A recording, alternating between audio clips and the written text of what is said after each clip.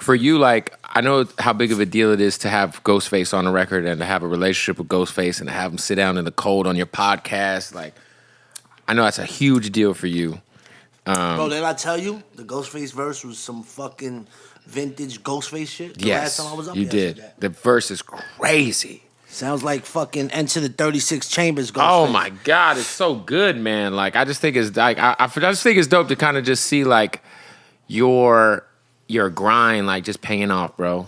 Nah, absolutely. And Ghost, he was just at we had a release party last Thursday, the night before it dropped. He was there. He pulled up. Pulled up. Yo, super solid, bro. Super solid. Like he's really tuned in too. He's tapped in with, you know, you see these artists, you grow up listening to these people and you're just like, yo, this fucking fly is crazy. Bro, this fly is mad aggressive. Yo, Busy, if you see the fly over there, kill that motherfucker, bro. Facts.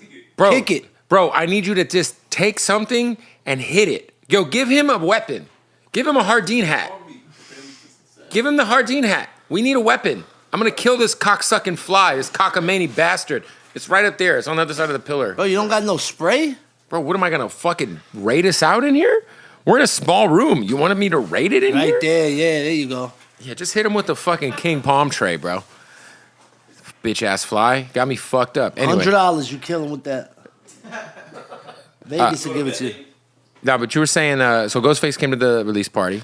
Release party, yo, he's just super solid, bro. He's like around 5 or 6 all time for me in my personal list. We went through this, yes. Supreme Clientele, one of the best hip hop albums ever made. Yeah, I think if you like roll in like Iron Man, obviously only built for Cuban Links and his presence on that album. He said on my podcast he don't like Iron Man. He don't like his album Iron Man. Could it be that?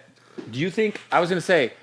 I somehow think Liquid Sword somehow somehow become the most underrated Wu-Tang album ever, because I feel like it always gets like trumped when people talk about like only built for Cuban Links or 36 Chambers. I'm like, I don't know, Liquid Swords.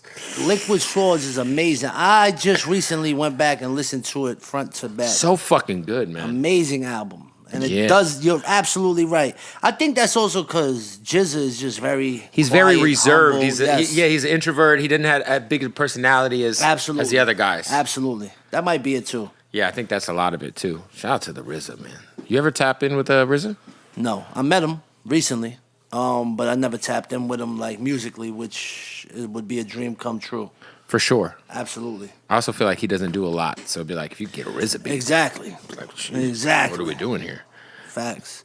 See, that's like Muggs. Like Muggs, he posted, I don't know, it had to be a year ago now, but he posted one day like, yo, I just found mad old DAT tapes from the 90s of my beats. Whoa.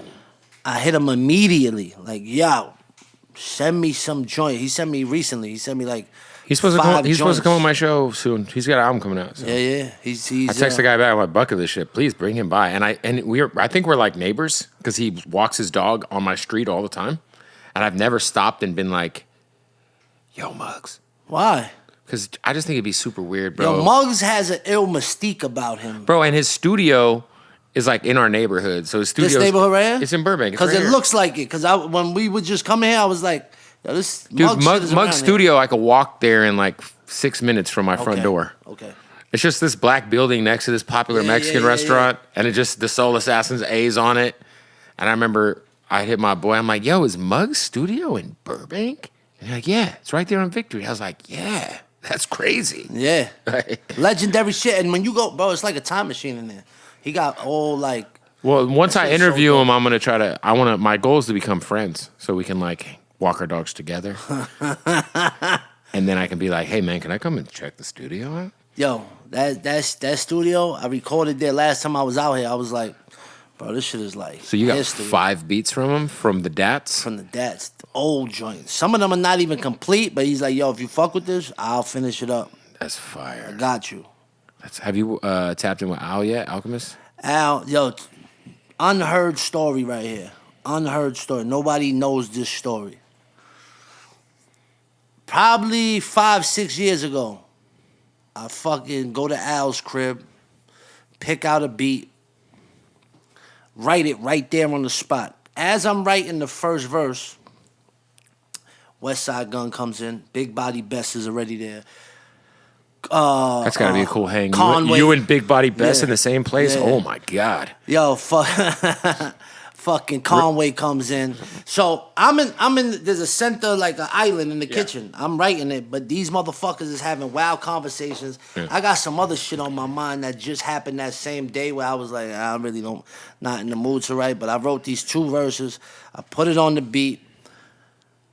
We did it. After the next day, both of us hit each other, was like, yo, I think we could do something better. And Al was like, yeah, I think we could do something better too. Yeah. So let's just scrap it. And that's the only time I ever worked with Alchemist. And I'm so tight that happened because Alchemist is like one of my favorite One of the goats. producers. And it just was like a fucking tornado of shit that was going on in my life. And literally right there while I was writing, that just took me off my game where I was just like, We could do better. Situation up, yeah.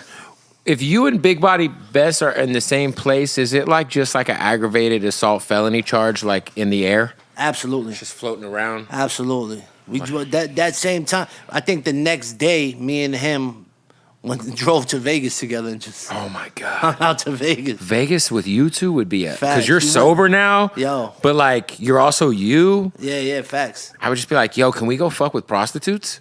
Like, you know, my favorite thing to do in Vegas is like, because I used to live there. Like, you know, I like to embarrass old men with their whores. So like I'll like walk up to like a dude who's like with like, you know, obvious prostitute, you know, like I'd be like, GFE? You got the GFE going, huh? Girlfriend experience. GFE for the hundo? 100 roses. 100 roses.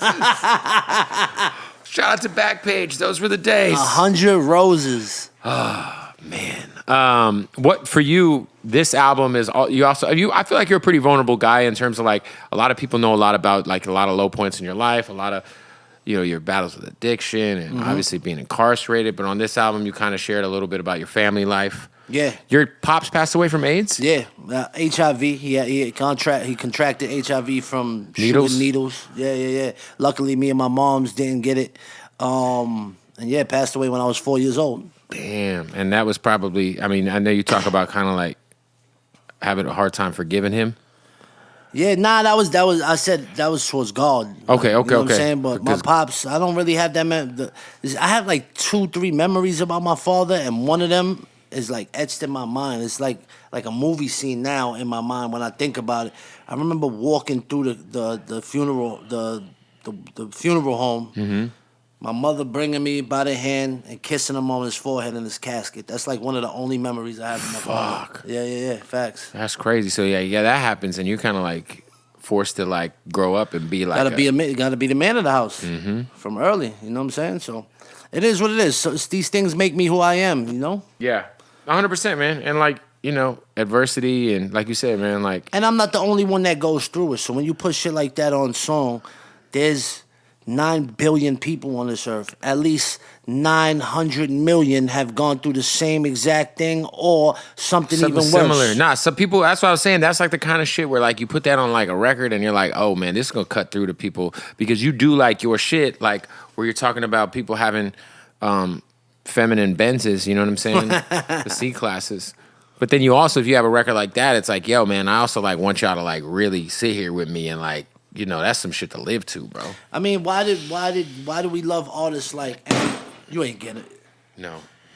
Why do we love artists like DMX? Why do we love artists like Eminem? Because they show the vulnerable side. There's a strength in vulnerability. 100%. You know what I'm saying? And those type of songs and that type of music connects with people on such a different level, and it's timeless. Right. Like I could rap about the feminine bends and then smacking your moms and punting your daughter, but it's cool for a minute. It might wear out. But Right. when you talk about real shit, it's timeless. 100%.